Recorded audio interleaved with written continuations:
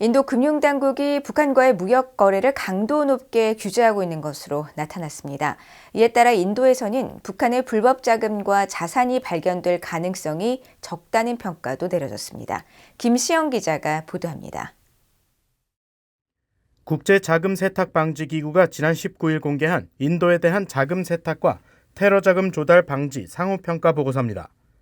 국제자금세탁방지기구는 이 보고서를 통해 인도는 북한과 외교 관계를 맺고 있고 인도의 북한과의 교류는 주로 농산물을 중심으로 한 무역과 관련이 있다고 확인했습니다. 그러나 무역이 2019년 이후 크게 감소해 현재는 미미한 수준이며 2021년 수출과 수입 총액은 각각 200만 유로 미만이라고 밝혔습니다. 또 인도에서 북한과의 무역은 한 개의 국영은행을 통해서만 허용되며 이 국영은행은 거래 시 반드시 수출 신용장을 발급해야 한다고 설명했습니다. 사실상 인도인 혹은 인도 기업의 대북 교역에 많은 규제가 있고 이에 따라 양국의 무역액도 적은 액수에 그친다는 겁니다. 국제자금세탁방지기구는 인도에서 확산금융과 관련한 자금과 자산이 확인되지 않았다면서 이는 인도가 관련 규정을 적극적으로 이행하고 있다는 사실과 일치한다고 밝혔습니다. 그러면서 인도와 북한과의 관계가 의료용품과 농산물 등 인도주의적 거래에 한정되는 것은 물론 이들 거래마저 특정 금융기관, 즉 국영은행 한 곳에서만 가능하다는 점을 사례로 들었습니다.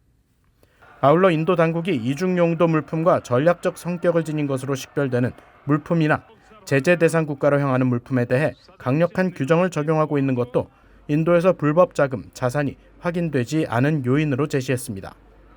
이에 따라 인도는 이번 평가 보고서에서 유엔 안보리의 정밀 금융제재 관련 항목인 권고안 7번과 북한 등 고위험 국가에 대한 대응 항목인 권고안 19번에서 대부분 준수 등급을 받았습니다.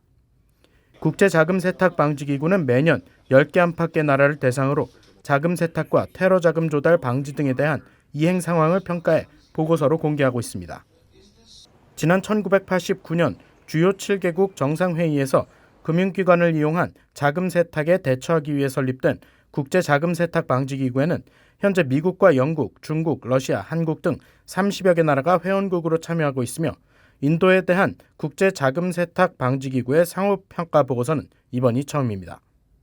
이 기구는 지난 2011년 북한을 주의조치국에서 최고 수준인 대응조치국으로 경계 수위를 높인 뒤 13년째 이를 유지하고 있습니다.